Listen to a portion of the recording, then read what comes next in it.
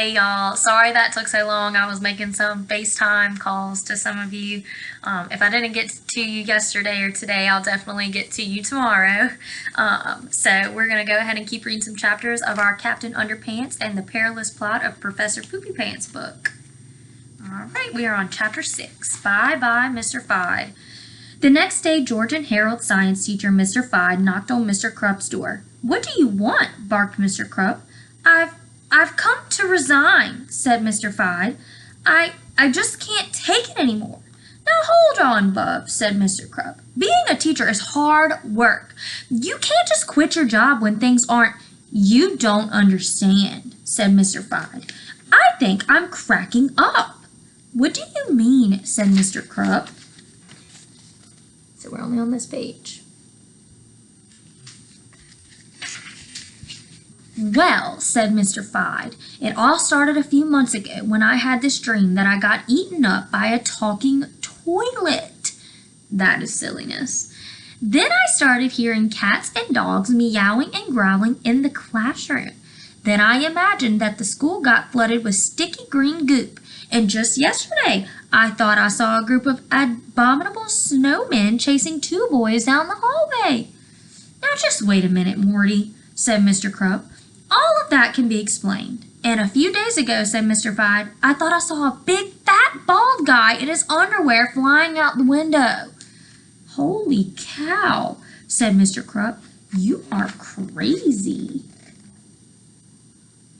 What do you think? He's a little cuckoo.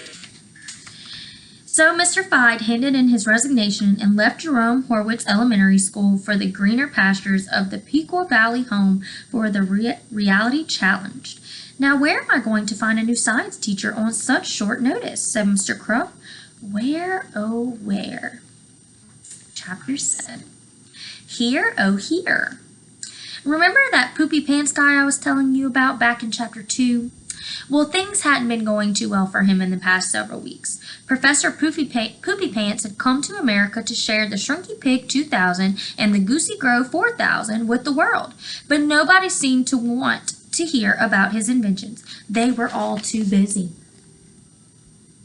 Wonder what kind of inventions he had. Laughing at his silly name. Poor Pippy Poopy Pants had been laughed out of every major scientific institution in the U.S. He'd been giggled out of Georgetown, howled out of Harvard, yucked out of Yale, and snickered out of Stanford, and chuckled out of Chattanooga State Technical Community College. Professor Poopy Pants was running out of money, and there was no place left for him to turn. Then, one day, the professor walked into a New York coffee shop and picked up a newspaper, and like a message from heaven, Pippy Poopy Pants found his answer. "That's it!" he cried. "I'll become an elementary school science teacher." Page.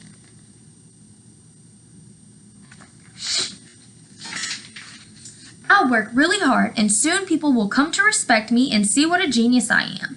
Then I can introduce my great inventions to the world." Pippy Poopy Pants was certain that the one place people wouldn't laugh at his name was at an elementary school. "Kids are so accepting and loving," he said. "You can always count on the sweetness and innocence of children." Chapter 8. The sweetness and innocence of children. "Hello, boys and girls," said the professor a week later. "I'm going to be your new science teacher. My name is Professor Pippy Poopy Pants."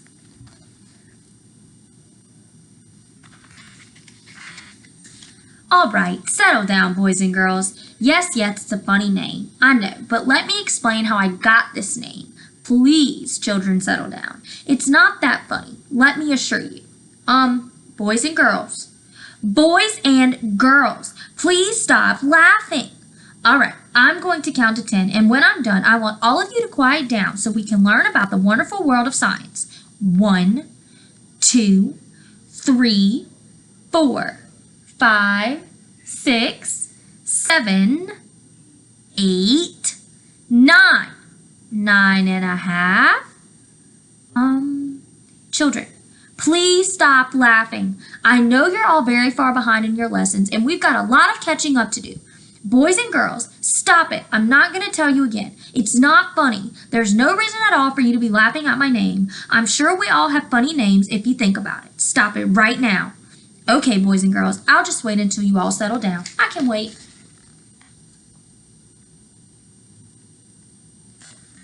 Oof, they're not being very kind to their teacher. A week later, things hadn't gotten any better. Professor Poopy Pants was really beginning to get angry. How am I going to get through to these children? He asked himself. Hey, I've got it. I'll create a wonderful new invention. All right, and we're going to stop there tonight. All right, guys, make sure you retell what we've read so far to your parents. Keep up the good work. You're doing a great job. Good night. I love you and I miss you.